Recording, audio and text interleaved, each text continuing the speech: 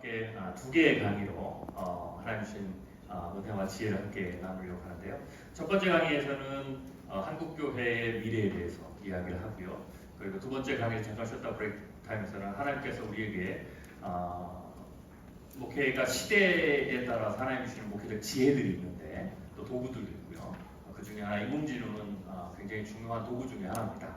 많은 오해들이 있는데 제가 그 부분에 대해서 좀 설명을 드리고 우리가 어떻게 올바른 교회 안에서 성도를 살리는 데 하나님 주신 귀한 이러한 일반 은총의 영역들을 사용할 수 있는지를 또 강의로 또 실제적인 부분에서 알려드리도록 하겠습니다. 한국교회가 위기다라는 얘기는 제가 2020-2030 한국교회 미래지도라는 10년이 좀 넘었네요 벌써. 그 책에서부터 이야기를 했습니다. 물론 저는 이제 미래학자이기 때문에 예언가는 아닙니다. 제가 미래학자로 활동을 하다 보니까 많은 분들이 제가 이제 기업에서 제 사역의 전체 한 80% 90%는 이제 대사회적 사역을 하거든요. 정부 기관이라든지 그다음에 기업이라든지 공공단체들을 제가 자문하고 컨설팅하는 일을 하는데요. 그러다 보니까 이제 밖에서도 제가 이제 많이 대화 보면 밖에서는 미래학자 그런데 예언가 이렇게 봅니다. 근데 이제 교회에서는 또 저를 이 시대의 선지자 이렇게 얘기를 하는데요. 저는 예언가도 아니고 선지자도 아닙니다. 미래학은 기본적으로 많은 사람들이 조금 신비적인 측면에서 미래학에 대해서 생각을 하시는데 그렇지는 않습니다. 하나님이 주신 일반 은총 영역에서 우리가 경제든 사회든 혹은 다양한 과학이든 기술처럼 하나님 주신 일반 은총 영역에서 우리가 미래를 생각할 때, 왜냐하면 미래라는 것은 시간 얘기하면서 굉장히 중요하죠. 많은 분들이 이제 가장 큰 오해 중에 하나가 박사님 미래 예측은 할 수 없는 것 아닙니까? 미래 예측이 정말 가능합니까? 라고 이제 물어보시거든요. 그래서 미래 예측한다고 어떤 분은 좀 극단적인 분들은 사기치는 거 아니냐 이런 얘기를 합니다. 그런데 미래는 어떻게 하느냐 이런 얘기를 많이 하는데요. 아닙니다. 미래 예측의 역량은 하나님이 우리 인간에게 주신 굉장히 놀라운 은혜입니다. 이 말이 잘 이해가 안 되시면 이렇게 제가 말씀을 드리죠. 오늘 제 강의가 몇 시에 끝날 거로 예측하십니까? 이거 예측 못하시면 빨리 병원에 가셔야 됩니다. 네. 그래서 이 예측 능력을 하나님이 주신 거죠. 근데 이제 저 같은 경우에는 일반 중에서 예측을 할 때 하나님이 만들어 놓으신 우리에게 주신 이제 일반 중의 지식 그리고 정보들을 가지고 하나님이 주신 사고의 기술을 가지고 미래에 대해서 예언한다기보다는 지금과 또 다른 미래의 가능성이 뭐가 있을까라는 부분들을 논리적으로 생각해보고 확률적으로 생각해본다라고 보시면 되겠습니다. 제가 한국교회 미래에 대해서도 위기와 기회를 얘기하지만 그런 측면입니다. 제가 어디 가서 지리산이나 이런 데 가서 기도해서 계시를 받은 건 전혀 아니니까요. 저는 아시겠지만 여러분들처럼 정통 보수 신학을 한 그런 학자입니다. 그래서 오늘 제 강의에 대해서도 여러분들이 그런 좀 편견 없이 들으셨으면 좋겠다라고 생각이 됩니다. 제가 한국교회 위기에 대해서 다양한 측면에서 분석을 해드렸는데요. 일단 여러분이 잘 아시겠지만 현재 우리의 현 위치에 대해서 좀 이야기를 해보도록 하겠습니다. 제가 2015년 기준을 가지고 데이터를 가지고 한국 교회의 기독교인 중에서 실제 출석하는 성도의 숫자를 조금 분석을 해봤습니다. 이건 왜 중요하냐면 기준점이 있어야 되는데 현재 우리의 상황이 지금 어떻게 되어 있는지 그래서 이 부분을 좀 분석하기 위해서 제가 다양하게 데이터를 분석을 좀 했습니다. 물론 자세한 내용은 제가 2020 한국교회 다시 일어선다라는 책의 데이터들이 다 있으니까 나중에 그 책의 자료를 참조하시고요. 결론만 말씀드리면 2015년 기준으로 한국 기독교인 중에서 교회 실제로 출석하는 성도는 제가 추정하기로는 대략 640만에서 650만 정도가 됩니다. 이거는 이제 실제 출석하는 성도는 어떻게 되냐면 최소한 한 달에 한 번 이상 주일 예배 참석하는 숫자입니다. 그래서 통계청의 자료, 그 다음에 갤럽이나 리서치 센터의 조사 자료, 그리고 각 교단의 보고 자료들을 가지고 제가 추정치를 좀 만들었습니다. 그래서 이거는 이제 이 숫자는 전체 인구, 한국의 전체 인구로 보면 대략 한 12.6%, 12.8% 요 정도가 되는 숫자고요. 그리고 그런데 이제 2015년 이후부터 2021년까지 그러니까 중요한 이제 타임인데요. 한국교회가 제가 뒤에 이제 무신론에 대해 좀 이야기 드릴 텐데 무신론자가 증가하는 것과 또 한국교회의 양적인 감소가 눈에 띄게 급격하게 일어난 시기는 2012년에서 2015년 사이가 굉장히 중요한 포인트입니다. 그때부터 좀 극적인 변화들이 일어났는데 2015년에서 2021년 예장 합동, 예장 통합, 한국 기독교 중에 가장 큰 교단인데요. 그 두 교단의 자료를 보면 이 2015년, 2021년 코로나 직전이죠. 이때부터 감소 속도가 양적인 감소 속도가 굉장히 빨라졌다라고 보시면 됩니다. 그리고 결정적으로 코로나 때 한국 교회 안에 드러나 있던 모든 문제들이 전부 다 수면으로 떠올랐습니다. 그래서 교회가 문을 닫는다든지 굉장히 많은 교회가 문을 닫고 사라진 거 여러분 기억하시죠? 그리고 코로나 이전에 추가적으로 이탈을 하려고 했던 잠재적 이탈 그룹들이 있습니다. 이제 그 잠재적 이탈 그룹들은 교회에 굉장히 실망을 느끼거나 혹은 그냥 무늬만 기독교인이었던 어떤 그런 이제 그룹들이 있는데 그 그룹들이 코로나를 통해서 사실 실제적인 이탈을 했죠. 그래서 코로나 이후에 많은 교회들이 코로나 이전의 출석 숫자를 회복을 거의 못했습니다. 평균 대략 한 80에서 한 85% 정도가 회복이 됐고요. 대체적으로 한 10% 내외는 물론 일부 교회에서는 100%가 다 회복된 교회도 있지만 그건 극히 일부 교회입니다. 그리고 엄밀히 따지면 대형 교회들이 초대형 교회들이 되는데 그 초대형 교회들이 표면적인 숫자가 회복이 된 것은 과연 그게 코로나 직전에 그 교회 다녔던 성도들이 회복된 건지 아니면 코로나를 통해서 다른 교회에서 급격하게 와서 그 숫자를 커버링해서 된 건지 그거는 좀 따져봐야 되는데 후자의 가능성이 굉장히 더 높습니다. 그래서 아마 대략 최소 평균 10% 정도는 추가적으로 이탈이 돼서 더 이상 돌아오지 않는 그런 상황이 됐다라고 보시면 됩니다. 그래서 2021년 이건 코로나 직전 초기 통계인데요. 그 앞에 말씀드렸던 15.4%의 감소를 반영했을 때 대략 실제 출석 교인 수는 한 550만. 그리고 코로나 때 추가 이탈을 했다라고 보면 대략 현재 코로나 이후에 지금 한국교회 실제 출석하는 성도를 어림셈으로 대략 추정하면 500만 정도가 현재의 한국교회 전체의 출석 숫자다라고 보시면 될 것 같습니다. 이거는 통계청 자료하고 비교하면 굉장히 큰 차이가 있는데 이유는 통계청 자료는 기독교 2단이 다 포함되어 있고요. 그리고 교회 다니지 않지만 우리가 가난안 성도라고 하죠. 그냥 내가 기독교인이다. 미국과 유럽에는 굉장히 많습니다. 가난안 성도가. 그래서 엊그제도 일론 머스크의 제가 인터뷰를 봤는데요. 여러분 일론 머스크가 기독교인이라고 생각하십니까? 아닙니까? 질문을 기자가 했어요. 그랬더니 일론 머스크가 뭐라고 그러냐면 절대로 끝까지 교회를 내가 다닌다라고 말을 안 하고요. 그런데 계속해서 뭐라고 그러냐면 나는 기독교인이다. 그러니까 이걸 이제 문화적 기독교인 이렇게 얘기합니다. 그래서 그렇게 얘기하는 이게 이제 가난안 성도 다음에 나타나는 현상이다라고 보시면 됩니다. 그래서 한국교회가 지금 가난안 성도가 있고 이 가난안 성도는 이제 기독교인이죠.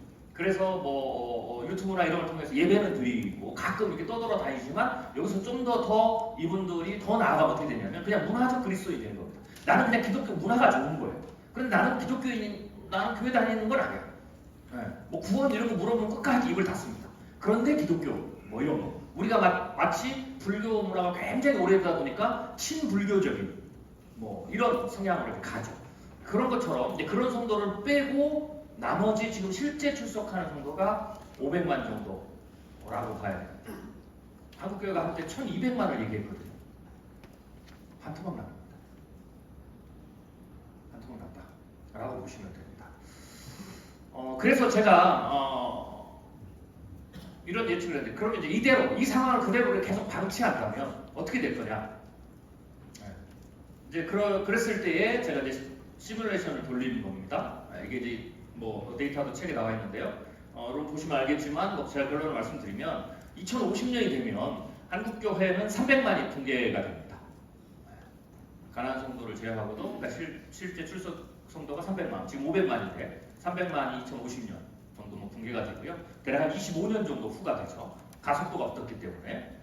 신천지 그렇게 코로나 때 언론, 뭐 교회뿐만 아니라 전 언론이 신천지를 그렇게 공격을 했는데도 불구하고 신천지는 줄어들지 않았고요. 오히려 신천지가 커밍아웃 됐습니다. 지금은 본인들이 그러니까 정통 교단으로 인정받기 위해서 지금 행세를 합니다. 제가 얼마나 놀랐는지요. 얼마 전에 제가 저희가 서울에 이제 사당동에 있는데요. 운동 삼아서 제가 이렇게 한 시간씩 이렇게 걷거든요.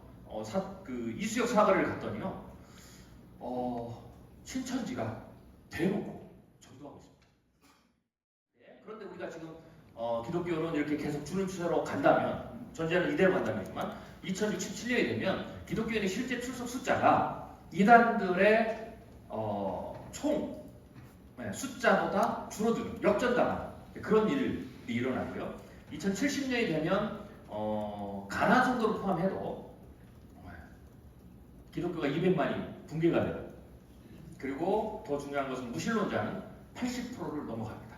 이게 지금 한국교회 앞에 놓여있는 굉장히 중요한 위기 중에 하나다라고 보시면 될 것 같습니다. 그런데 뭐 이단이라고 치고 저는 어떤 걸 좀 말씀드리고 싶으냐면, 한국교회가 지금 두 가지 영적 전쟁을 해야 된다. 하나는 이단과 관련되는 거고요.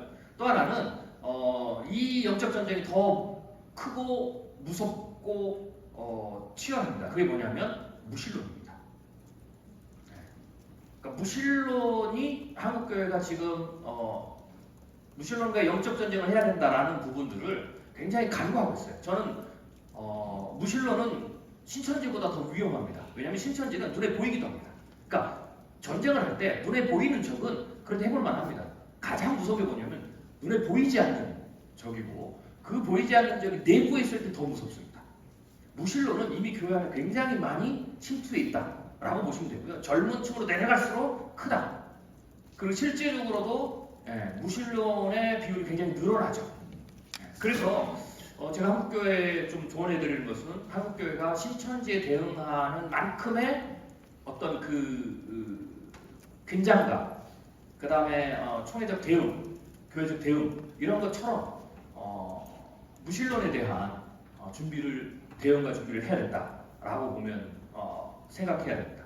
근데 물론 저도 사실은 이 무신론이 이렇게 늘어날까에 대해서 조금 의문을 가졌습니다. 저도 뭐 시뮬레이션을 돌렸지만 그러니까 이 얘기를 하면 많은 분들이 직관적으로 안 받아요. 왜냐하면 우리 한국 사회는 뭐 기독교가 주는 건 오케이, 뭐 그렇지만 우리가 잘 알고 있으니까, 현장에서 보고 있으니까. 근데 무신론이 2050년, 60년, 70년 전 인구의 80%가 무신론? 한국 사회가 무신론의 국가가 된다라는 부분은 잘 와닿지 않아요. 왜냐하면 우리는 직관적으로 어떻게 생각하냐면, 한국은 뭐 기독교 뭐 이런 거 상관없이 종교적인 나라라고 생각해요. 종교심이 굉장히 높은 나라. 종교심이 높은 거 굉장히 중요합니다. 왜냐하면 이 무신론은 무신론 자체로도 위기지만, 무신론 자체가 미치는 파급 영향이 뭐냐면 종교 전체에 미칩니다. 그래서 무신론의 힘 때문에 기독교만 주는 게 아니고요, 전 종교가 다 줍니다. 그래서 정확히 얘기하면 지금 한국 사회는 기독교만 양적으로 주는 게 아니고요, 천주교, 불교 모든 종교가 이단을 제외하고 전부 주고 있습니다. 그 영향이 무신론이라는 거예요. 자, 그런데 아까 이렇게 말씀드렸지만 우리가 지금 무신론 부분을 잘 이해가 안 되는데, 우리는 이제 종교심이 높은 나라 이렇게 생각하니까요. 자, 이거는 이제 갤럽 자료인데요. 61개국에 물어봤습니다. 종교심에 관한, 종교 성향에 관한 건데요. 신이 존재하냐 물어봤을 때 61개국 평균이 72%가 신이 존재한다. 이 안에는 뭐 기독교도 있고 불교도 있고 천주교도 있고 여러 종교들이 있겠죠. 그러나 어쩌든지 간에 일단 전체적으로 신이 존재한다라고 응답한 비율이 72%입니다. 그런데 지금 한국은 41%밖에 되지 않아요. 천국이 있냐 지옥이 있냐 물어봤는데 61개국 평균은 59%, 거의 60% 가까이 되는데 한국은 30% 미만입니다. 참고로 61개국의 최하위 꼴찌가 어디냐? 일본입니다. 한국은 48입니다. 거의 일본을 지금 닮아가고, 그러니까 한국이 무섭게 지금 무신론의 측면에서도 종교적 성향에서도 일본을 무섭게 지금 닮아가고 있다라고 보시면 됩니다. 자, 그러면 이게 언제부터 나타났느냐? 자, 이 자료는 한국 기독교 목회자 협의회에서 조사한 자료입니다. 보시면 알겠지만 극적인 변화가 아까 제가 말씀드렸죠. 2012년입니다.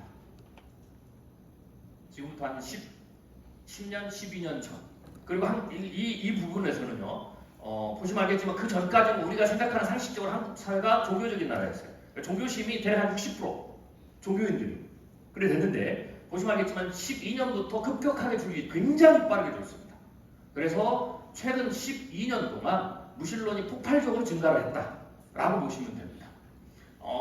이거는 아까 제가 처음에 말씀드렸듯이 아까 제가 한국교회 대표적인 교단 통합과 합동, 장로교 통합과 합동이 2015년 이후부터 그 이전의 감소 속도보다 두세 배가 늘었다고 했죠. 얼추 비슷한. 그리고 우리가 잘 아는 대로 10년, 12년 요 언저리부터 어떤 일이 벌어졌냐면 한국교회를 향한 어떤 권위의 문제, 윤리적 문제, 수많은 문제들이 계속해서 표면적으로 드러나는 그런 것과 좀 맞물려 있는 거죠. 자, 그래서 두 번째는 또 물어봤습니다. 당신이 비신앙, 무종교인이 된 이유가 뭐냐라고 물어봤는데 여러 이유가 있는데요. 대표적으로 두 가지가 눈에 띄는데요. 첫 번째는 종교에 대한 불신과 실망입니다. 두 번째는 종교에 관심이 없어서. 이 두 가지가 굉장히 중요합니다. 하나는 불신, 그러니까 기독교뿐만 아니라 종교 전체에 대한 불신. 그래서 지금 기독교 지도자들만 권위가 떨어진 게 아니고요. 모든 종교 지도자의 지금 권위가 다 떨어지고 있다고 보시면 됩니다. 제가 뒤에 보여드릴 텐데 그나마 기독교는 오히려 그 상대적으로 보면 선방을 하고 있다. 이렇게 봐야 돼요. 뭐 여기에 위로를 받지 마시고요. 다행이다. 뭐 이러시면 안 됩니다, 지금. 네. 지금 그 얘기를, 어떤 분은 그렇게 생각하시더라고요. 그러면 그렇지. 이러시라고 지금 그 얘기 제가 말씀드린 게 아니니까. 또 하나는 아까 말씀드린 종교에 관심이 없는 겁니다. 그러면 이 두 가지가 있는데 이거를 조금 나눠볼 필요가 있습니다. 그럼 어떤 대상이 종교에 대한 불신과 실망이 많아서 무종교로 돌아섰고 어떤 대상이 종교에 관심이 없어서 무종교로 있느냐라는 부분이죠. 자, 이거는 물론 정확하게 이제 설문조사나 통계를 한 건 없지만 제가 이제 여러 가지 자료들을 가지고 추론을 해봤습니다. 자, 예를 들면 이런 거죠. 한국교회가 부흥기가 저는 이제 이 책에서 3번의 부흥기를 한국교회 부흥기를 제 나름대로 제가 교회 역사학자는 아니지만 제 나름대로 그냥 우리가 상식적으로 좀 한국의 부흥기를 제가 구분해봤습니다. 그래서 제가 3번의 부흥기, 한국교회 3번의 부흥기를 얘기해요. 첫 번째는 한국교회가 태동을 해서 우리가 평양 대부흥운동이라고 하는 절정을 그걸 이제 제가 1차 부흥기라고 했고요. 2차 부흥기는 6.25 전쟁을 겪으면서 북에 있는 평양 대부흥운동을 통해서 북쪽의 영성이 우리가 국난을 맞았지만 내려와서 우리가 잘 아는 대로 이쪽 그 부산을 통해서 이 경상도 지역을 중심으로 해서 다시 전국적으로 확산이 되는 이제 그게 이제 2차 부흥기고요. 제 3차 부흥기는 이제 전쟁 이후에 인구학적으로 그리고 경제학적으로 한국 사회가 굉장히 드라마틱한 변화를 이루면서 나타난 부흥기. 인구학적으로는 베이비 부모 1차, 2차 베이비 부모 때 1750만 명. 그래서 주일학교 폭발적인 성장은 그때 있었고요. 여기 계신 분들은 전부 다 1, 2차 베이비 부모 세대의 3차 부흥기 때 교회를 다니시는 분들이죠. 그리고 이제 두 번째는 한강의 기적이라고 하는 한국 경제의 폭발적인 성장. 폐허 위에서 G7에 올라갈 정도의 폭발적인 성장. 그 경제적인 어떤 그 성장이 교회에도 영향을 미쳐서 교회 안에 재정적인 어떤 강력한 힘이 생겨서 우리가 사역 그리고 또 교회를 1차, 2차 교회를 계속 지으면서 성전 건축을 하면서 한국교회가 양적으로 큰 성장을 이뤘던 그런 시기이죠. 자, 그런데 중요한 것은 특별히 우리가 눈여봐야 이 3차 이제 부흥기, 1차 부흥기 때 교회를 다니셨던 분들은 지금 거의 이제 살아계시진 않고요. 2차 부흥기 때에 계셨던 분들도 사실은 굉장히 연로하시거나 이미 천국 가 계시죠. 지금의 세대들은 거의 대부분 다 3차 부흥기 때의 교회를 다니셨던 분입니다. 자, 이 말은 뭐냐면 이 3차 부흥기에 이 종교 기독교인의 비율이 굉장히 높았다는 복음화 비율이. 그런데 이분들이 지금 어떻게 됐습니까? 주일학교를 거쳐서 어떻게 되면 전부 다 50대 이상이 됐습니다. 그러니까 이 말은 뭐냐면 지금 한국 우리 기독교인들을 0세부터 100세까지 쭉 세워놨을 때 50세를 기준으로 50대 이후에는 복음화율이 굉장히 높다는 겁니다. 또 50대 이후가 복음화율이 높은 이유 중에 하나가 뭐냐면 사람은 하나님이 생물학적으로 50을 넘어가면 우리가 이제 갱년기라고 그러죠. 인간의 생물학적으로 굉장히 드라마틱한 변화가 있거든요. 그러면 갱년기는 단순히 몸의 어떤 호르몬만 변화되는 게 아니고 이게 우리의 정신세계에 영향을 미쳐서 어떻게 되냐면 죽음을 이제는 본격적으로 생각하는 게 50대 이후입니다. 제가 이래봬도 저도 갱년기를 지나거든요. 이렇게 보면 제가 얘가 4입니다. 더 충격적인 사실은 아들만 넷인데요. 네. 저희 큰애가 지금 25, 26입니다. 네. 네, 결혼을 좀 일찍 하는 바람에. 그래서 제가 갱년기를 제가 지금 끝무렵을 지나고 있는데요. 제가 저하고 저희 아이들을 비교를 해보면요. 제가 이제 미래학자잖아요. 그러니까 경제력부터 시작해서 뭐 진로 뭐 이렇게 또 아버지는 인생을 살아봤으니까 아이에게 교훈을 주잖아요. 이렇게 하면 안 된다. 살아봤으니까. 아빠는 이걸 다 시행착오로 겪었는데 너는 이렇게 하면 안 돼. 전혀 애들이 안 듣습니다. 전혀 안 듣습니다. 그럼 하지 마세요 그냥. 그냥 열심히 기도하는 게 차라리 낫습니다. 성령이 변화시켜야 되지 우리가 절대 안 됩니다. 미래학자가 안 되더라고요. 네. 제가 교육을 오래 했는데 안 돼요. 네. 왜 안 되냐? 제가 곰곰이 생각을 해봤어요. 왜 안 되냐면 제가 하나님 깨닫게 하시더라고요. 하나님 뭐라고? 야 너도 그만할 때 안 들었잖아. 안 듣는 겁니다. 생물학적으로. 왜냐면 그 말을 제가 그걸 생각을 하고 제가 돌이켜보니까요. 10대 20대 때는 왜 안 듣는 줄 아세요? 10대 20대 때는요. 실패도 두렵지 않고요. 10대 20대는 죽음도 두렵지 않아요. 자기가 영원히 살 거라고 생각해요. 그러니까 아빠가 이렇게 하면 위험하고 이렇게 하면 큰일 나고 이렇게 하면 건강해지고 이렇게 하면 병들고 하나도 안 들어와요. 뭐하고 똑같냐면 부자한테 무슨 위기가 어쩌고 저쩌고 뭐 부동산 가격이 어쩌고 아무런 생각이 없는 것처럼 어차피 워렌 버핏이 수백조인데 뭐 부동산 가격이 좀 떨어져봐야 어떻게 되겠습니까? 하나도 안 들어오는 거예요. 똑같은 거예요. 이 젊은 세대들은 그런 얘기가 전혀 안 들어와요. 죽음이라는 걸 느끼지 않기 때문에. 네. 그런데 50이 되면 어떻게 되냐? 이제 죽음이 느껴지죠. 옆에서 친한 분이 천국 먼저 가시고 그럼 충격받잖아요. 그럼 이제 어떻게 되냐면 사람은 이 죽음이라는 게 왜 중요하냐면 죽음을 느끼느냐 안 느끼느냐가 굉장히 종교심에 영향을 미쳐요. 죽음을 느끼기 시작하면 그 다음부터 어떻게 돼요? 죽음 이후로 생각하게 돼요. 정말. 그래서 종교심이 생깁니다.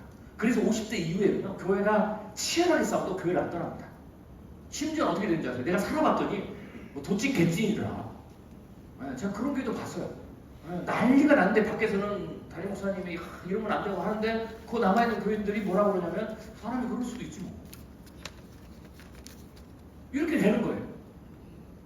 그런 성향들이 미치면서 되면 50대 이후에는 종교심은 굉장히 중요해요. 근데 이거는 그렇기 때문에 50대 한국은 지금 50대 이후에는 교회를 떠나지 않고 제가 분석을 하면 오히려 복음화율이 늡니다. 저는 이거를 거꾸로 교회에서 50대 이후에 지금 앞으로 50대 이후에 한국교회의 성시와 복음화의 가장 중요한 전략 중에 우선이 뭐냐? 다음 세대도 중요하지만 50대 이후를 전도하는 게 굉장히 중요하다. 오히려 이분들은 복음을 들을 준비가 이제 서서히 되는 거죠. 그래서 전도의 전략으로 본다면 50대 이후. 근데 이제 우리는 어떻게 교회 자꾸 얘기하면 조금 선입견이 있어요. 50대 이후를 전도하라니까 그러면 우리가 노인들 교회로 가득 차게 이렇게 생각하시는데 절대 그러시면 안 돼요. 과거에 제가 주일학교 사역을 하면서 가장 조금 서운했던 게 뭐냐 이런 생각이거든요. 주일학교 아이들을 한 사람으로 선율을 안 쳐주고 2분의 1로 쳐요.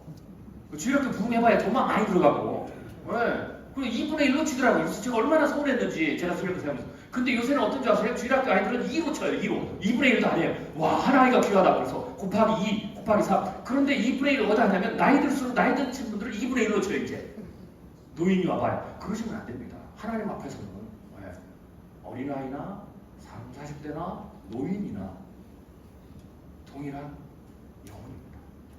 그런데 놀라운 것은 지금 50대 이후가 복음화에 있어서 굉장히 지금 중요한 전략이다 라고 이제 말씀을 드리는 거죠. 어쩌든지 뭐 이건 이제 제가 사이드로고요. 이 돌아오면 그 말은 뭐냐면 지금 그걸 표현한다면 지금 종교에 대한 불신과 실망으로 교회를 떠났다라는 세대는 주로 어떻게 추론하냐면 50대 이후가 떠나지 않습니다.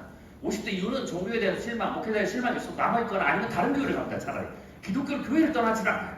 그리고 50대 이후의 신앙은 굉장히 보수적인 신앙입니다. 예배 안 드리면 하나님 혼날 거라는 이런 어떤 아주 그렇기 때문에 절대로 교회를 떠나지 않습니다. 그러면 누가 떠났느냐? 떠났다고 했을 때 이들은 지금 50대 이하입니다. 그 중에서도 3040 세대. 그래서 3040 세대가 종교에 대한 불신과 실망으로 지금 떠나고 있고요. 또 하나는 그러면은 종교에 관심이 없는 세대는 뭐냐? 이거는 MZ 세대라고 하죠. 젊은 세대입니다. 그래서 지금 우리가 다시 50대 밑으로 나눠보면 절반으로 나누면 50대의 절반은 종교에 기독교 신앙 가졌다가 종교의 불신 이것 때문에 떠나는 거고요. 그 밑에는 아예 종교 자체에 관심이 없다. 자, 요 분석이 굉장히 중요한데 이거를 그대로 10년, 20년, 30년 쭉 연장을 해보세요. 그래서 무신론 국가가 된 겁니다. 그래서 한국 사회가 종교에 관심이 없는 이유는 특히 성향이기도 하지만 동시에 교회 밖으로 가면 전부 무신론입니다. 교과서 전부 유물주의적 사관이고요. 신이 없는 겁니다. 그것을 계속해서 아이들이 받습니다. 교회 안에서는 거기에 대한 대응도 못 해줍니다. 그러면서 이 젊은 세대들, 다음 세대들, 새로 태어난 세대들이 이 종교에 관심 없는 상황으로 가면서 이것을 그대로 방치하게 되면 한국 교회가 극심한 위험이 있다라는 거죠. 그래서 무신론이 굉장히 중요한 영적 전쟁 중에 하나다라고 보시면 됩니다. 또 하나는 기독교 청년들에게 물어봤습니다. 교회 다니는 45%가 전과 사주를 봅니다. 45%가. 제가 요새 조금 이렇게 놀라운 건데요. 사탄의 전략 중에 하나가 뭐냐면 이단, 우상숭배 이걸 문화적으로 지금 교묘하게 포장이 됩니다. 그래서 젊은이들이 왜 이걸 보는지 아세요? 첫 번째, 문화예요. 그냥 재미, just fun. 이게 이스라엘 역사를 보면 우리가 그런 생각을 많이 하죠. 저도 그런 고민을 굉장히 많이 했거든요. 목회를 할 때도 설교를 할 때. 아니 왜 이스라엘 왕들은 왜 심지어 솔로몬조차도 말년에 가서 왜 그렇게 우상을 그렇게 막 받아들였냐. 물론 우리가 그냥 얘기는 할 수 있습니다. 정치적으로 전략적 결혼을 하다 보니까 그 왕비가 믿는 신이 들어오는 거죠. 그리고 뭐 그걸 허용해주고 뭐 이러겠죠. 그런데 엄밀히 보면 그런 게 뭐냐? 문화라는 겁니다. 그거 자체가 그다지 큰 문제가 아니다. 그냥 문화적 현상이지. 라고 그냥 포장을 해버리면 그게 그냥 죄가 아닌 것처럼 들어오는 거죠. 그렇게 되면 모든 것을 다 받아들일 수가 있어요. 지금 젊은이들이 점, 사주 이런 거를 전부 다 그렇게 받아들여요. 재미 아니냐, 문화 아니냐, 다들 그렇게 하지 않느냐. 이러면서 서서히 침투해 오는 거죠. 이게 첫 번째 현상이고요. 두 번째로는 또 중요한 게 왜 받냐 물어봤더니 심적 평안이래요. 이게 더 충격적인 겁니다. 교회 안에서 말씀을 통해서 훈련을 통해서 기도를 통해서 심적 평안을 얼마나 못 얻었습니다. 그 심적 평안을 얻기 위해서 점을 보고 하냐는 거죠. 통탄할 일입니다. 이게 지금 한국교회의 현 추세다라고 보시면 됩니다. 그래서 제가 전제는 이거죠. 이것을 우리가 그대로 방치하거나 아니면 어떤 분은 계속해서 이런 분이 소수의 분들인데 아직 목사님들 중에서도 계속 저항합니다. 아닐 거예요. 잘못 분석한 거야. 그럴 리가 없어. 이런 분들이 계십니다. 그러시면 안 됩니다. 제가 미래학자로서 위기 얘기를 하면 보통은 이제 위기나 기회를 제가 기업에 가서 정부위원도 교회도 위기, 기회 얘기를 하거든요. 그런데 대부분 다 요청한 강의의 주제가 80%가 위기입니다. 왜냐하면 기회 얘기는 별로 듣고 싶지 않아요. 왜냐하면 기회 얘기는 본인들도 잘 아니까. 그러니까 저를 부르는 이유는 도대체 우리 앞에 놓여 있는 위기가 뭐냐라는 부분들을 가장 많이 요청을 하거든요. 그러다 보니까 제가 본의 아니게 강의를 하다 보면 위기 얘기를 굉장히 많이 하게 돼요. 그리고 일반인들이 생각하지 못한 그런 위기들을 제가 찾아서 얘기를 하다 보니까 제가 이런 질문을 굉장히 많이 받아요. 박사님, 왜 한국 사회를, 기업에서 그러는 겁니다. 왜 한국 사회를, 왜 한국 기업의 미래를 그렇게 부정적으로 보십니까? 뭐 위기 늘 있었지 않습니까? 그래요. 위기는 늘 반복됩니다. 그러니까 이번 위기도 그냥 그런 위기입니다. 크게 우리가 생각할 필요가 없습니다. 위기를 너무 부정적으로 보지 마시고 한국 사회의 미래를 부정적으로 보지 마십시오 라는 거예요. 저한테 위기 얘기를 해달라고 저를 불러놓고 위기 얘기를 다 해주면 그렇게 답답을 합니다. 왜 부정적으로 보냐고 뭐 이런 거죠. 미래는 부정적으로 보시면 안 됩니다. 동시에 미래는 긍정적으로 보셔도 안 됩니다. 미래는 특히 지도자는 미래를 객관적으로 보셔야 됩니다. 그리고 그 객관적으로 봤을 때 그 미래가 위기든 기회든 그거를 대하는 태도를 긍정적으로 하셔야 됩니다. 그거를 대한 태도를 소망과 믿음을 가지고 하셔야 됩니다. 할렐루야. 이게 중요합니다. 이 두 개를 바꾸면 재앙이 일어납니다. 이 말은 뭐냐면 지금 현재 우리의 상황을 제가 왜 가슴 아프게 사실 어떻게 보면 뼈 때리는 얘기잖아요. 내부에서 뭐 자폭하는 얘기 같고 지금 한국교회 출석 500만밖에 안 됩니다. 뭐 이런 거 우리가 듣기 싫은 얘기거든요. 근데 왜 제가 이 얘기를 하냐면 현실을 정확하게 인지하셔야 됩니다. 회복과 부흥은 성경에도 마찬가지입니다. 회복과 부흥은 지금 우리가 어디에서 떨어졌는지 요한계시록에 있습니다. 너희가 어디에서 떨어졌는지를 정확하게 아는 것이 시작입니다. 현재 우리의 지금 상황이 어떤지, 우리가 지금 어디가 문제인지, 우리가 지금 뭘 못해서 이런 상황이 있는지를 먼저 아는 것이 우리가 다시 여호와께로 돌아가고 다시 회복시키고 다시 부흥하고 다시 울산을 성취화시키는 데 있어서의 가장 첫 번째라는 겁니다. 그런데 우리가 끊임없이 계속해서 우리의 위기, 우리 현재의 수준, 우리의 상황, 우리의 잘못된 것, 우리의 부족한 것, 우리가 하지 못했던 것, 우리가 잃어버렸던 것을 자꾸 거부하고 부정하면 그러면서 그냥 하나님은 막연하게 하나님이 지키실 거야 라고 생각하면 절대로 회복과 부흥은 이룰 수 없습니다. 저는 그래서 울산시의 성시화도 우리가 가슴 아프지만 현재 우리의 상황을, 우리의 스테이터스, 우리의 상황을 정확하게 우리가 체감하고 가야 된다는 겁니다. 그리고 이걸 가지고 붙들고 기도해야 되는 겁니다. 울어야 되는 겁니다.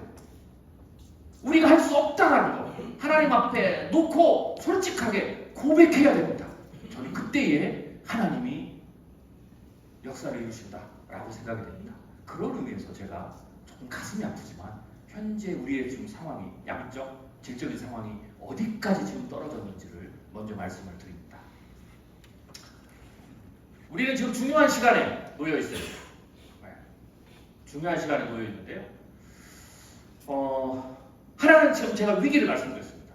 그렇지만 저는 하나님이 한국교회에 또 울산도 마찬가지입니다. 놀라운 기회도 동시에 우리에게 주셨다. 그래서 두 가지 길이 우리에게 있다. 제가 2050 한국교회 다시 일어선다라는 책에서 제가 이번에 지금 원고를 쓰고 있는 한국교회 두 번의 대부흥기라는 책인데요. 하나님은 한국교회를 버리지 않으셨습니다.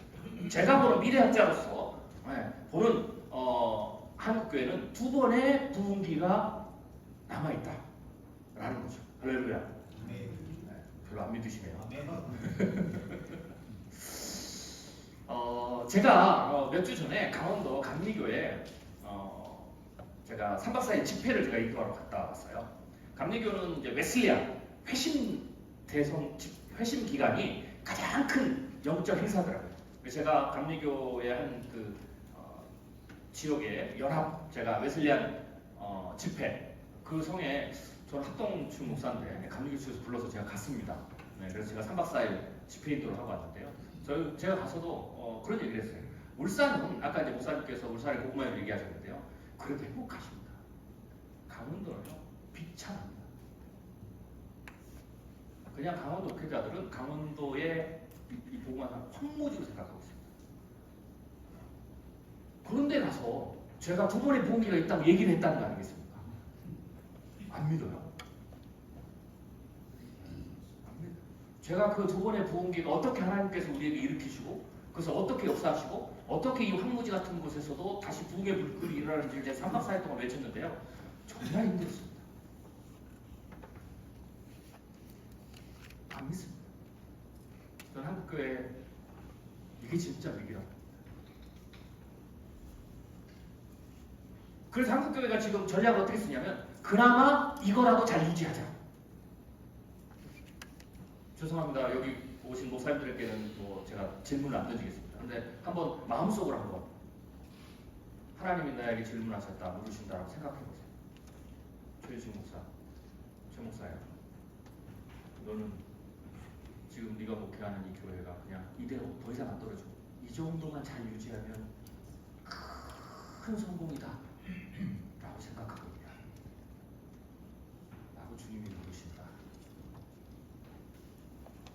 라고 생각해 보십시오.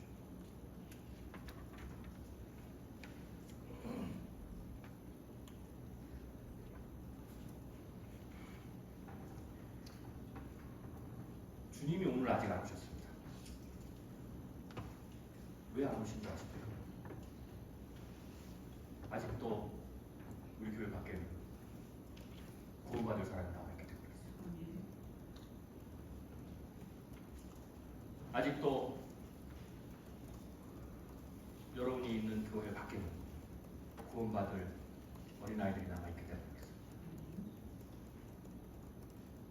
우리는 포기했는데, 우리는 마음속에 우리의 목회, 나의 목회, 남은 목회의 최종의 목적은 더 이상 안 빠져나가도록 이 사람들이라도 지키자라는 게 우리의 목표로 삼고 있는데, 아니 그런 목표라도 삼고 그것을 업적으로 남겼다라면 그것만으로도 대단히 위대한 목사라고 지금은 추앙받아 마땅한 수준이 돼버렸는데, 주님은 한 번도 그렇게 생각하신 적이 없습니다.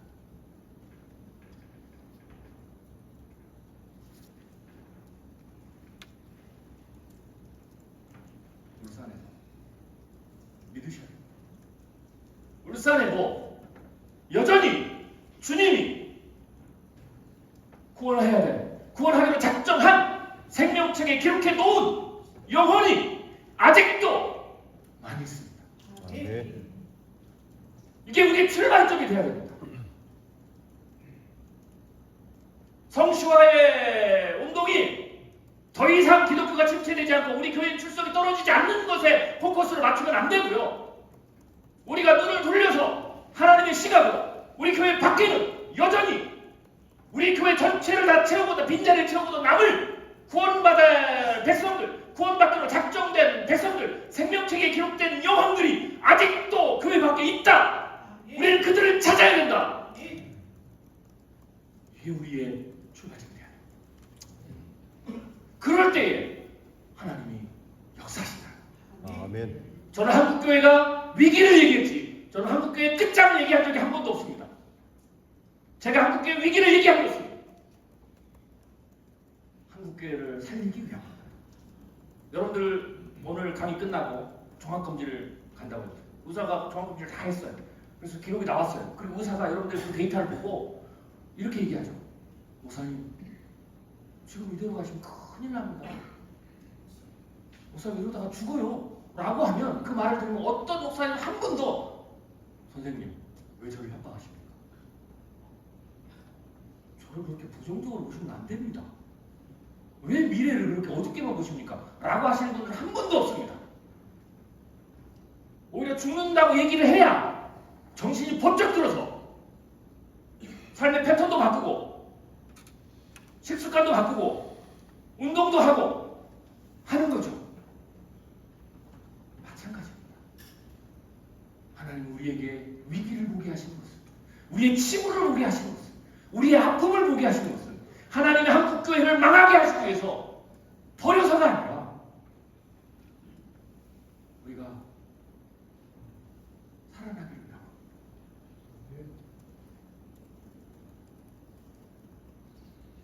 한국교회 앞으로 두 번의 분기가 있습니다.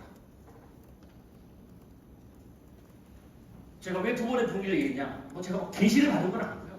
아까 제가 말씀드린 저는 선지자 예언도 아닙니다. 어디 가서 계시 받고 그런 거 전혀 아닙니다. 네, 저는 40일 금식 기도를 해본 적도 없고요. 네. 저희 아버님은 40일 기도를 3번 하신 분인데, 저는 그런 아버지한테 배웠어도 저는 기도의 철학이 열심히 먹고 힘내서 기도하자 이겁니다. 해본 적도 없는데, 네. 기도하고 계시 받은 게 아닙니다. 하나님이 미래학자를 통해서 한국 사회의 변화에 대해서 일반적 영역에서 제가 통찰할 수 있는 그런 어떤 능력을 주셨어요. 은혜를. 그리고 저는 목회자이기 때문에 그것을 다시 성경을 통해서 조명해서 하나님의 시각에서 해석할 수 있도록 하는 그런 이제 일을 주셨죠. 그게 제 사역입니다.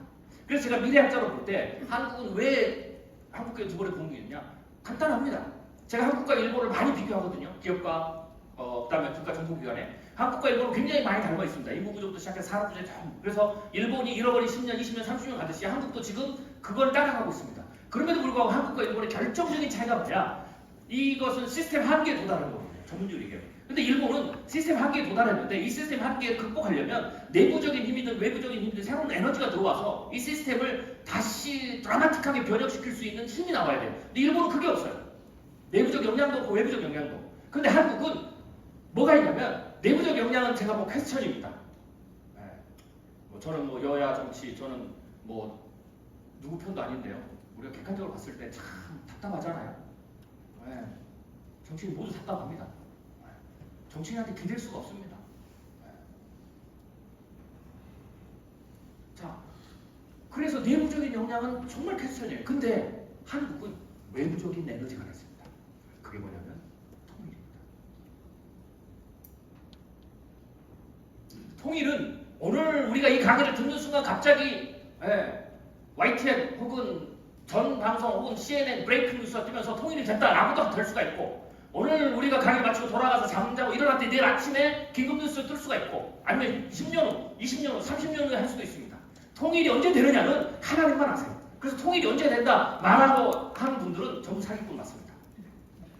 몰라요. 그거는 아무도 몰라요. 제가 정부가 들어설 때마다 제가 이제 정부 자문도 하거든요. 그러면 제가 놀라운 사실은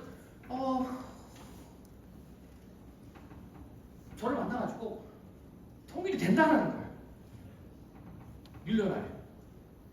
물론 이제 뭐 정부는 우리가 알지 못하는 휴메이트가 있죠. 뭐 그런다는 거예요. 그래서 제가 아무리 된다고 해도 그렇게 정부는 정책을 세워주면 안 됩니다.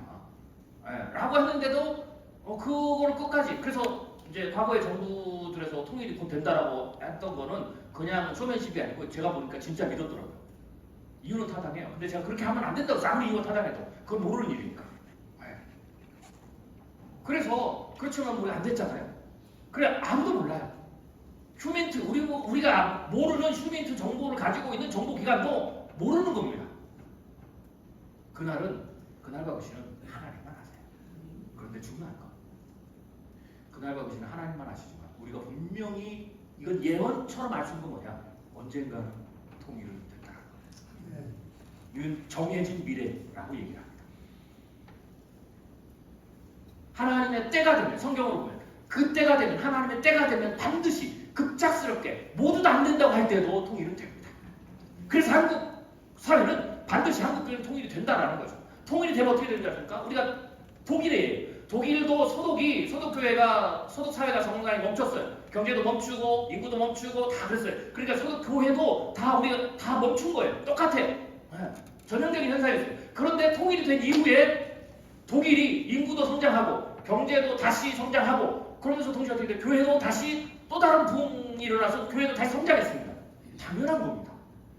그래서 한국교회는 그게 남아있어요. 그래서 저는 그것을 그냥 제5의 부흥이라고 했어요.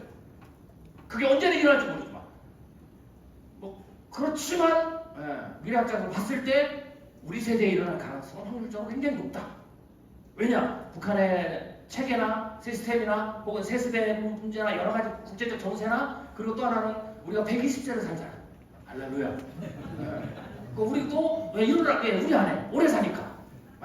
그래서 저도 이거는 좀 기도해 볼 만하다. 조금 합리적으로도. 그래서 제가 저도 기도합니다. 하나님, 제가 살아 생전에 전 제5의 부흥을 봤으면 좋겠습니다.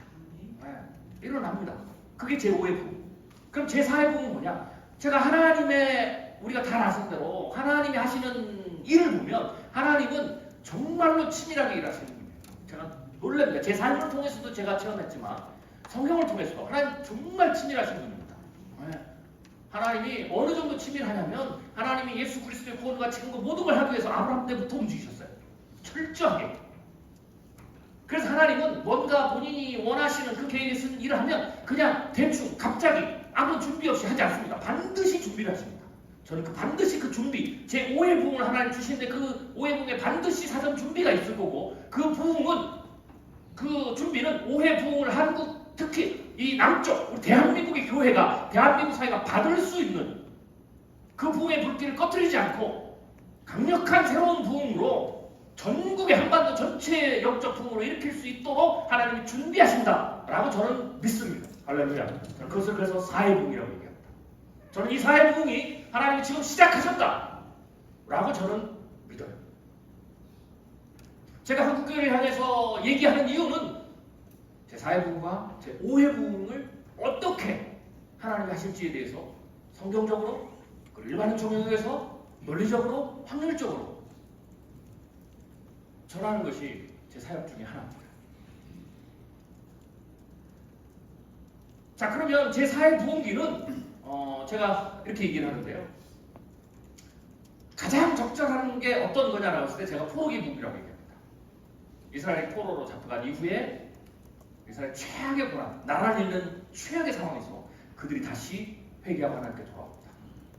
그랬더니 하나님이 그들을 통해서 다시 약속대로 그들을 귀환시키시고 이스라엘을 다시 부흥시켜서 예수님 다시 오심을 준비하는 새로운 부흥의 토대를 만드셨죠. 저는 그게 포로기 부흥기라고 생각이 됩니다.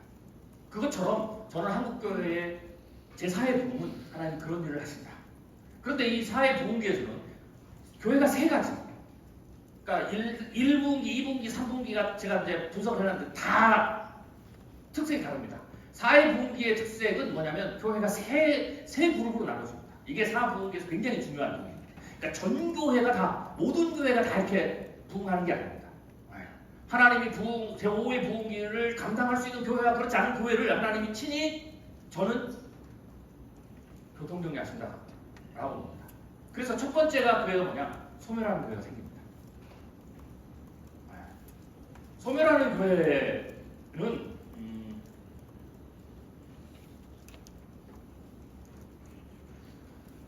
요 단어를 많은 분들이 조금 이렇게 거북해 하실 때 박사님 교회도 말합니까? 정확히 소멸합니다. 민수기 14장 35절에 나 여호와가 말하였거냐 모여 나를 거역하는 약한 온 회중에게 내가 반드시 이같이 행하리 그들이 이 광야에서 소멸되고 거기서 죽으리라. 잘 아시죠? 뭐 이거는 뭐 목사님들이니까 제가 뭐 설명을 안 하겠습니다. 하나님의 약속을 부인했던 그 세대들은 하나님 어떻게 소멸시키느냐? 그냥 뭐 벼락을 내려서 없애버리는 게 아닙니다. 그냥 자연적 소멸입니다. 광야에서 그 약속했다, 그 부흥, 그 회복을 보지 못하고 그냥 자기 믿음대로 그냥 광야에서 돌다가 그냥 다 나이가 돼서 기한이 차서 소멸시키셨습니다. 하나님이 새로운 부흥을 감당하지 못한 새로운 부흥의 열망이 없고 회복의 열망이 없고 성시와의 열망이 없고 복음화의 열망이 없는 교회로 그리고 그 교회 지도자들은 하나님이 민수기 14장 28절 그대로 너희 말이 내 귀에 들린 대로 내가 너희에게 그대로 행해주겠다. 이런 거죠. 더 이상 전도는 안 됩니다. 더 이상 회복은 없습니다. 더 이상 부흥은 없습니다. 대부흥이라고요? 천만의 말씀이요? 내가 해봤는데요? 안 돼요. 그 말을 계속하며 하나님이 내 귀에 그 말이 들린 대로 그대로 해주겠다. 그게 소멸하는 거예요. 소멸은 간단합니다. 더 이상 부흥이 안 되고 새로 전도도 안 되고 새 신자도 안 들어오고 그대로 가서 교인들이 50세, 60세, 70세 이렇게 돼서 한 명씩 천국 가서 마지막 분이 천국 가고 교회 문을 닫으면 그 교회는 그렇게 소멸되는 거죠. 이게 첫 번째 제4의 부흥이 나오는 소멸하는 교회.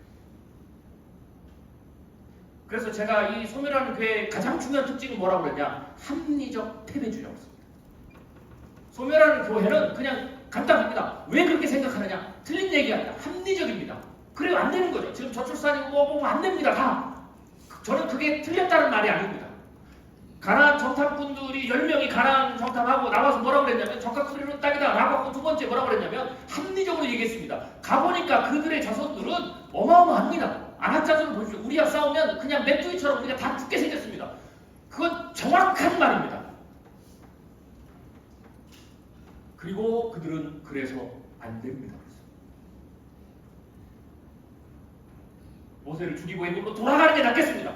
차라리 그게 더 낫겠지 않습니까? 그러면 우리가 목숨은 부지할 수 있지 않겠습니까?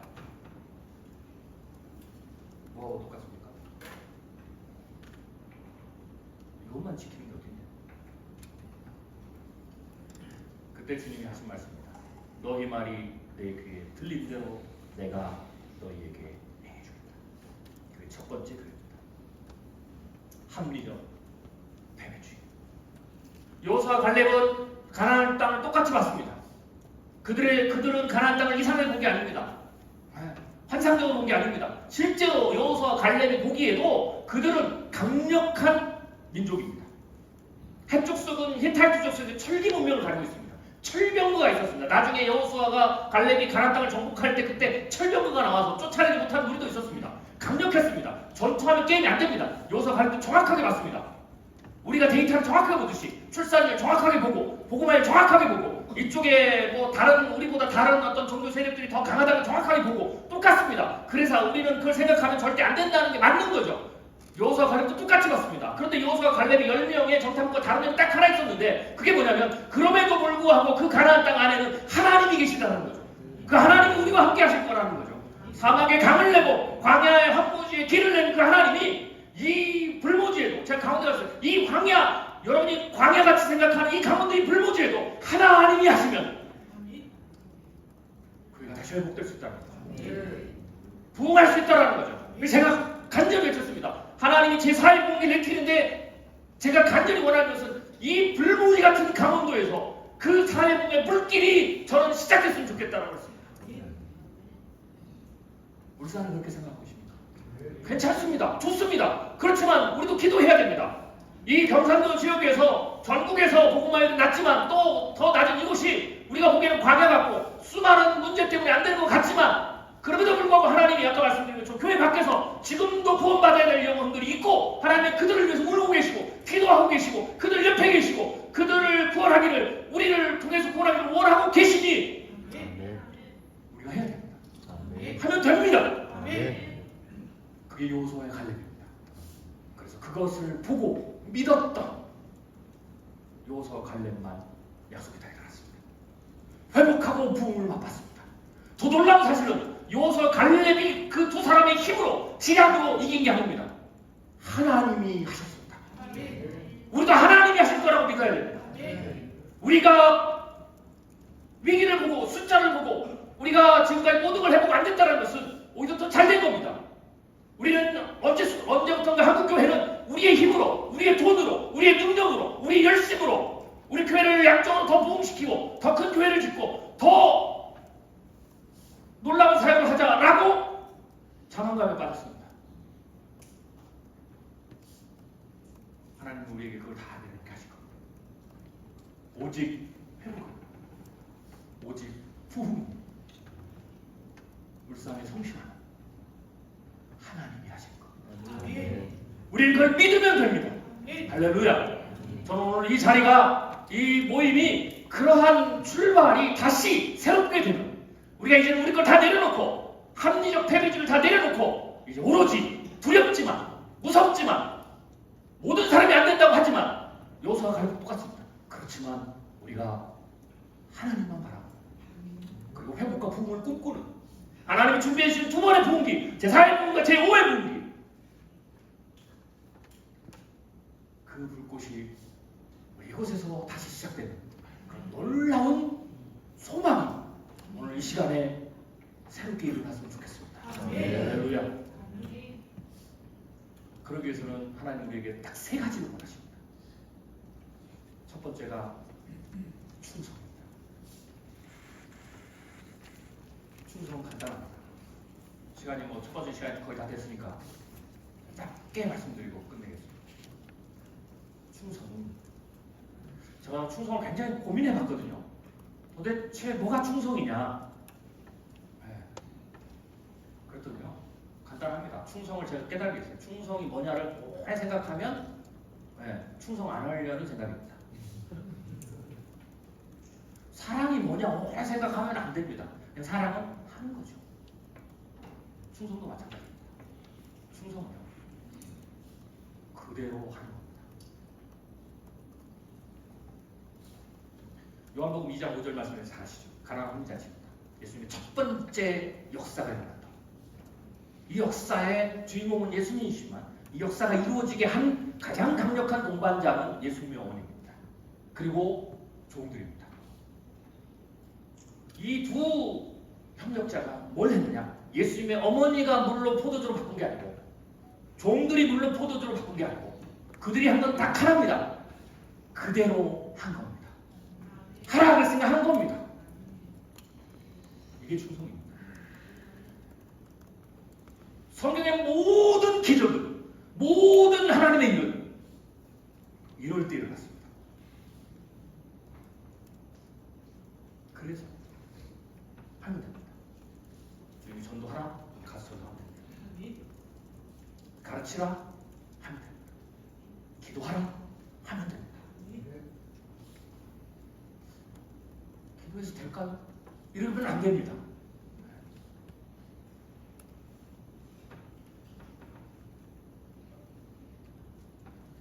첫 번째가 충성, 두 번째가 순결입니다. 순결은 유일하게 우리를 순결하게 만드는 것은 잘 아시죠? 말씀입니다.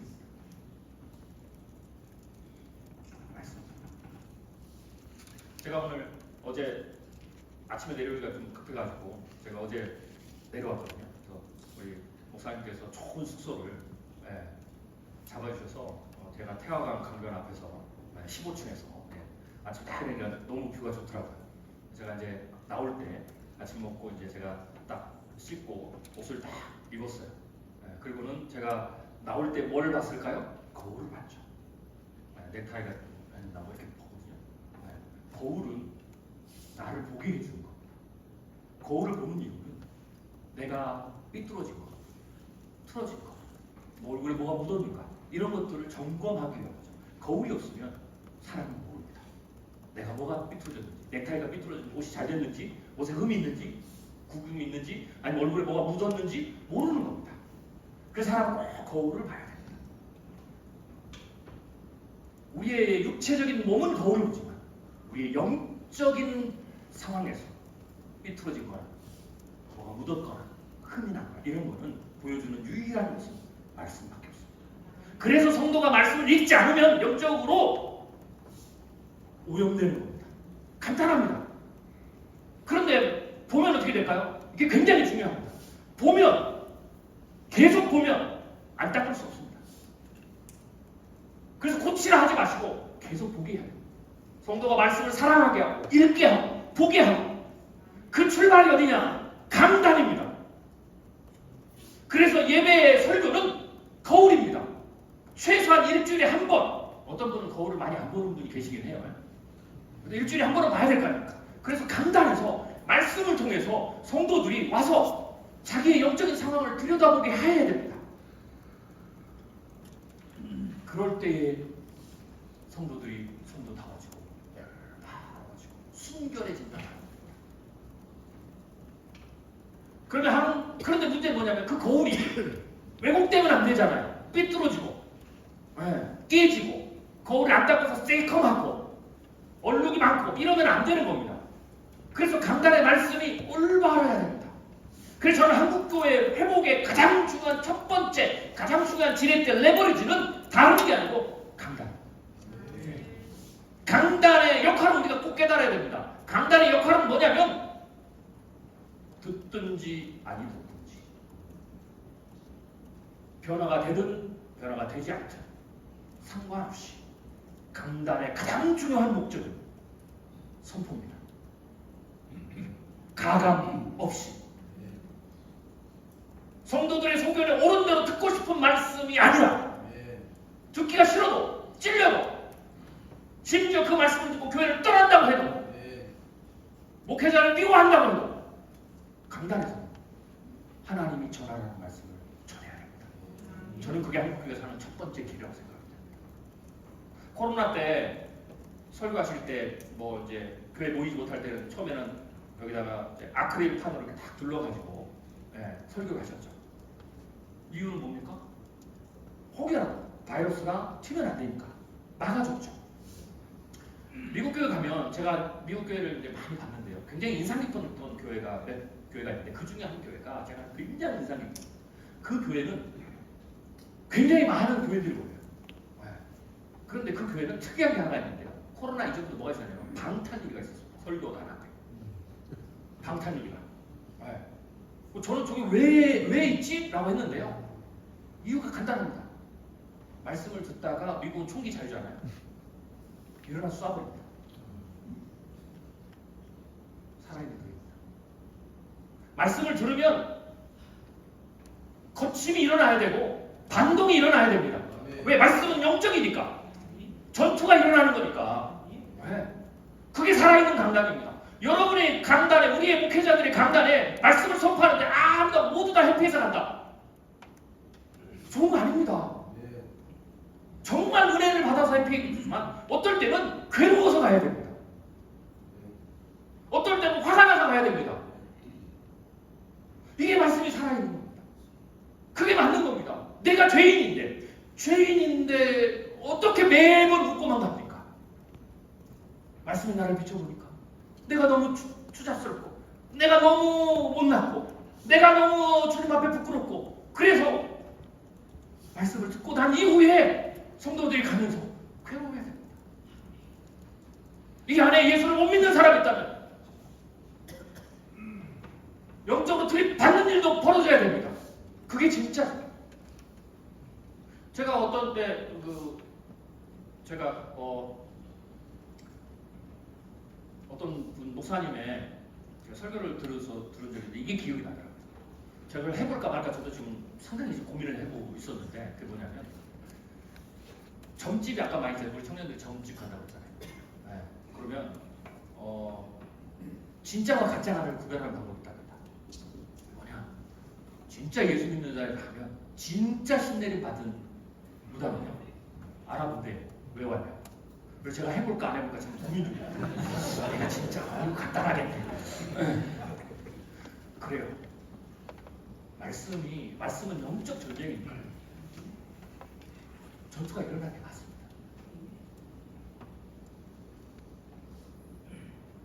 저는 한 교회 강단에서 주일마다 이런 일이 일어난다. 저는 하늘교회 소망이다. 울산에서 그런 일이 일어난다. 여러분 교회 곳곳에서 매주마다 그런 일이 일어난다. 저는 울산 복음화가 성실화가 저는 될 것이다. 말씀을 앞에 성도들이 순결해 줄 수 있도록 우리가 애써야 됩니다. 그리고 마지막 세 번째가 제 사회 부흥을 하는데 하나님 우리에게 원하시는 첫 번째는 충성이고 두 번째는 순결이고 세 번째는 지혜입니다. 그 지혜도 두 번째 시간에 얘기하겠습니다. 감사합니다.